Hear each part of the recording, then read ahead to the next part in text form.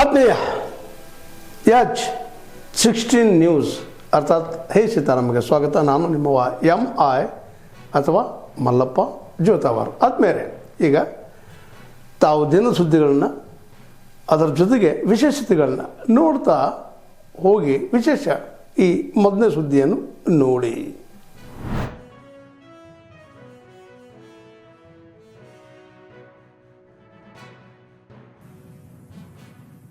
ಗ್ಯಾರಂಟಿಗಳ ಅಭಿವೃದ್ಧಿ ಅನ್ನೋ ರೀತಿಯಲ್ಲಿ ಬಿಂಬಿಸ್ತಕ್ಕಂಥ ಕೆಲಸ ಇವತ್ತು ಮಾನ್ಯ ಮುಖ್ಯಮಂತ್ರಿಗಳು ಕಾಂಗ್ರೆಸ್ ಸರ್ಕಾರ ಮಾಡ್ತಾ ಇರುವಂಥದ್ದು. ನಾನು ಇವತ್ತು ರಾಜ್ಯದ ಮುಖ್ಯಮಂತ್ರಿ ಕೇಳೋದಕ್ಕೆ ಇಚ್ಛಪಡ್ತೇನೆ. ಕರ್ನಾಟಕ ರಾಜ್ಯದಲ್ಲಿ ಕಳೆದ 3 ವರ್ಷದಲ್ಲಿ ಇವತ್ತೇನೋ ಮೂಲಭೂತ ಸೌಕರ್ಯಗಳು, ರಸ್ತೆಗೆ ಏನಾರ ಆದ್ಯತೆ ನೀಡಿದ್ದೀರಾ?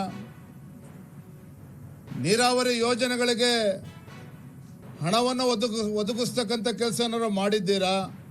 ಆಸ್ಪತ್ರೆಗಳಿಗೆ, ಶಾಲೆಗಳಿಗೆ ಆದ್ಯತೆಯನ್ನು ಇವತ್ತು ಕಾಂಗ್ರೆಸ್ ಸರ್ಕಾರ ಏನಾರು ನೀಡಿದೆಯಾ? ಶಾಸಕರ ಕ್ಷೇತ್ರಗಳಿಗೆ ಅಭಿವೃದ್ಧಿಯನ್ನು ಕಣ್ಮುಂದಿಡ್ಕೊಂಡು ಇವತ್ತೇನಾರು ಹಣವನ್ನು ಬಿಡುಗಡೆ ಮಾಡೋದಕ್ಕೆ, ಅನುದಾನವನ್ನು ಬಿಡುಗಡೆ ಮಾಡೋದಕ್ಕೆ ನಿಮ್ಗೇನಾರು ಸಾಧ್ಯ ಆಗಿದೆಯಾ? ಅಷ್ಟೇ ಅಲ್ಲ, ಇವತ್ತು ಬೆಂಗಳೂರು ಮಹಾನಗರ ಗುಂಡಿಯನ್ನು ಮುಚ್ಚೋದಕ್ಕೂ ಕೂಡ ಸಾಧ್ಯ ಆಗ್ತಾ ಇಲ್ಲ. ಕೃಷಿ ಕ್ಷೇತ್ರಕ್ಕೆ ಈ ಸರ್ಕಾರ ಕಿಂಚಿತ್ತೂ ಕೂಡ ತಲೆ ಕೆಡಿಸ್ಕೊಂಡಿಲ್ಲ. ಸಂಕಷ್ಟದಲ್ಲಿರ್ತಕ್ಕಂಥ ರೈತರಿಗೆ ಸಾಂತ್ವನ ಹೇಳ್ತಕ್ಕಂಥ ಸಂವೇದನೆಯೂ ಕೂಡ ಈ ಕಾಂಗ್ರೆಸ್ ಸರ್ಕಾರಕ್ಕೆ ಇಲ್ಲ ಅಂತಕ್ಕಂಥದ್ದು ದುರ್ದೈವ. ಮತ್ತು ಸನ್ಮಾನ್ಯ ದೇವೇಗೌಡಪ್ಪಾಜಿ ಪ್ರಧಾನಿಗಳಾದಂಥ ಸಂದರ್ಭದಲ್ಲಿ ಅವರ ಅಧಿಕಾರಿ ಕಡಿಮೆ ಆಗೋದ್ರಿಂದ ಇಡೀ ವಿಶ್ವವೇ ಅವರ ಒಂದು ಕಾರ್ಯವನ್ನು ನೀರಾವರಿ ಆಗಿರ್ಬೋದು, ಕೃಷಿ ಆಗಿರ್ಬೋದು, ಕೈಗಾರಿಕೆ ಆಗಿರ್ಬೋದು, ತಂತ್ರಜ್ಞಾನ ಎಲ್ಲ ಕ್ಷೇತ್ರಗಳು ಕೂಡ ಅವ್ರದೇ ಆದ ವಿಶೇಷ ರೀತಿಯಲ್ಲಿ ಅಭಿವೃದ್ಧಿ ಕೆಲಸ ಮಾಡಿ ಇವತ್ತು ಅವರ ಅಭಿವೃದ್ಧಿ ಕೆಲಸ ಇವತ್ತು ಇದೆ.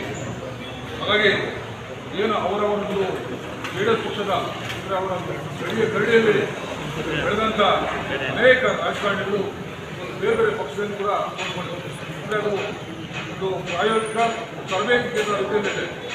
ಅಂಥ ಒಂದು ದಿಗ್ಗಜರ, ಅಂಥ ಒಂದು ದಿಗ್ಗಜರ ಹುಟ್ಟುಹಬ್ಬವನ್ನು ನಾವು ಆಚರಿಸ್ತಾ ಇದ್ದೇವೆ. ಹಾಗೆ ಅವರ ಒಂದು ನೀರಾವರಿ ಹೋರಾಟಗಳು ಇವತ್ತು ಕೂಡ ರಾಜ್ಯಸಭೆಯಲ್ಲಿ ಆಯ್ಕೆ ಆದಮೇಲೆ ನಿಲ್ಲಕ್ಕೆ ಶಕ್ತಿಯನ್ನು ಕೂಡ ಕೂತ್ಕೊಂಡಾದರೂ ಕೂಡ ಅದರ ರಾಜಾರೋಷವಾಗಿ ಒಂದು ರಾಜ್ಯದ ಹಿತಾಸಕ್ತಿ, ದೇಶದ ಹಿತಾಸಕ್ತಿಯನ್ನು ಗಮನದಲ್ಲಿಟ್ಟುಕೊಂಡು ನೀರಾವರಿ ಹೋರಾಟದ ವಿಚಾರವಾಗಿ ಅವರ ಒಂದು ದೂರದೃಷ್ಟಿ, ಅವರ ಛಲ, ಹಠ ಏನಿದೆ ಅದು ನಮಗೆ ಮತ್ತು ಅಂಥ ಹೋರಾಟಕ್ಕೆ ನಾಂದಿ ಮಾಡ್ಕೊಳ್ತಕ್ಕಂಥ ಒಂದು ವಿಶೇಷ ಗಳಿಗೆಗಳು. ನಾವನ್ನು ಕೂಡ ಅವರ ಒಂದು ಚಿಂತನೆಗಳೇನಿದ್ದಾವೆ ಅದನ್ನು ಪರಿಪೂರ್ಣವಾಗಿ ಅಳವಡಿಸೋದ್ರ ಜೊತೆಗೆ ಒಂದು ಅವರ ಪ್ರಭು ಡಾಕ್ಟರ್ ರಾಮರಾವ್ ಮಹಾರಾಜ್ ಹಿರಿಯ ಪ್ರಾಥಮಿಕ ಶಾಲೆ ಆವರಣದಲ್ಲಿ ಸೇರಿ ನಾವು ವರದಕ್ಷಿಣೆ ನಿರ್ಮೂಲನೆಗಾಗಿ ಸಮಾಜದ ಎಲ್ಲ ಬಾಂಧವರು, ಎಲ್ಲ ಮುಖಂಡರು ಈ ಠರಾವನ್ನ ಪಾಸ್ ಮಾಡಿದ್ದಾರೆ. ಆ ಠರಾವು ಯಾವ್ಯಾವಂದ್ರೆ ವಧೂವರರಿಗೆ ತಲಾ ಅರ್ಧ ತೊಲಿ ಬಂಗಾರ ಕಾಣಿಕೆ ರೂಪದಲ್ಲಿ ಕೊಡಬಹುದು, ಹಾಗೂ ಕೊಡದೇ ಇರಬಹುದು ಅಂತ. ಅಥವಾ वधूवरेन दोई थोड़ी वाले बड़ी थी कहानी के आदोला थोड़ा दे सकत या दे भी सके नहीं कर सकते देव ವರದಕ್ಷಿಣೆ ಹಣ ಕೊಡಬಾರದು, ಬಳೆ ಉಡಿಸಬಾರದು, ದ್ವಿಚಕ್ರ ವಾಹನ ಅಥವಾ ಯಾವುದೇ ವಾಹನ ವರದಕ್ಷಿಣೆ ರೂಪದಲ್ಲಿ ಕೊಡಬಾರದು, ಈ ಬ್ರಹ್ಮಣ್ಣ ಸಕ್ರಿ ಮಾಡಬಾರದು ಅಂತ, ಬ್ರಾಹ್ಮಿ ಸಕ್ರಿ ಅಂತ. ಡಿಜೆಯನ್ನು ಸಂಪೂರ್ಣವಾಗಿ ನಿಷೇಧಿಸಲಾಗಿದೆ.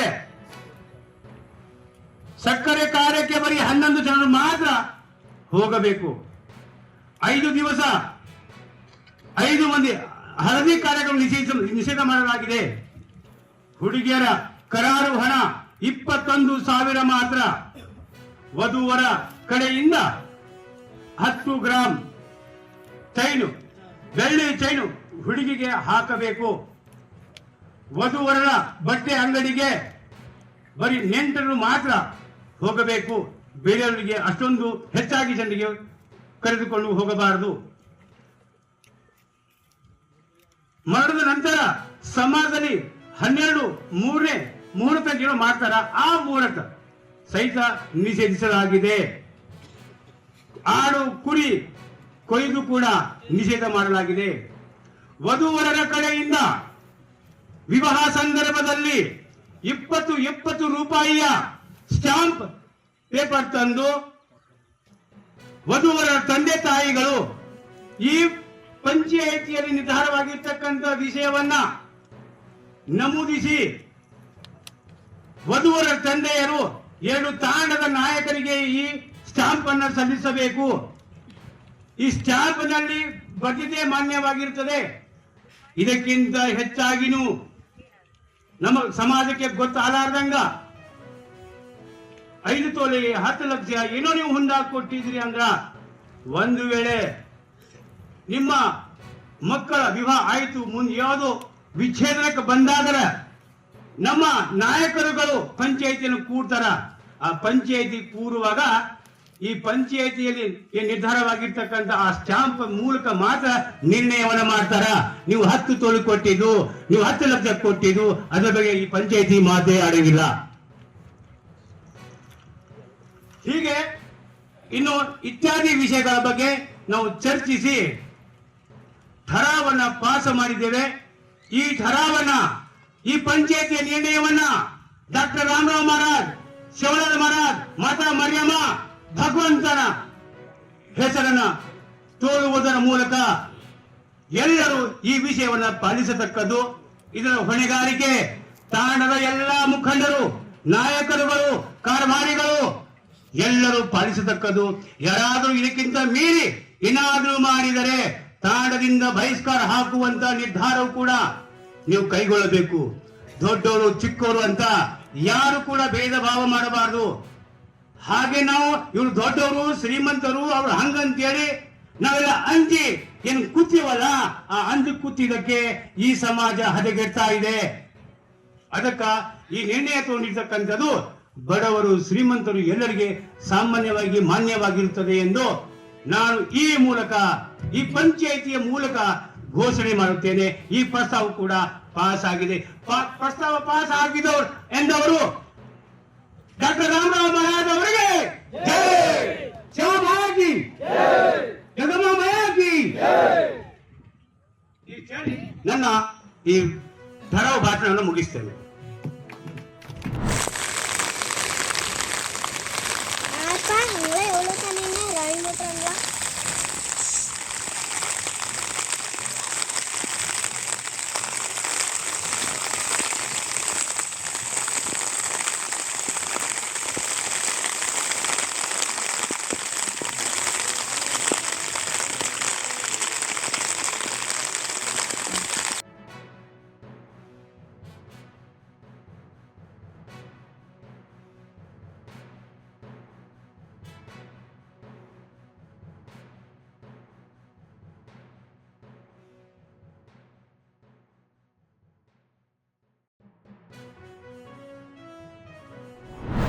ತಾವೆಲ್ಲ ಇಲ್ಲಿವರೆಗೆ ಸುದ್ದಿಗಳನ್ನು ನೋಡಿದಿರಿ, ಜೊತೆಗೆ ವಿಶೇಷ ಘಟನೆಗಳನ್ನು ಸಹ ನೋಡಿದಿರಿ.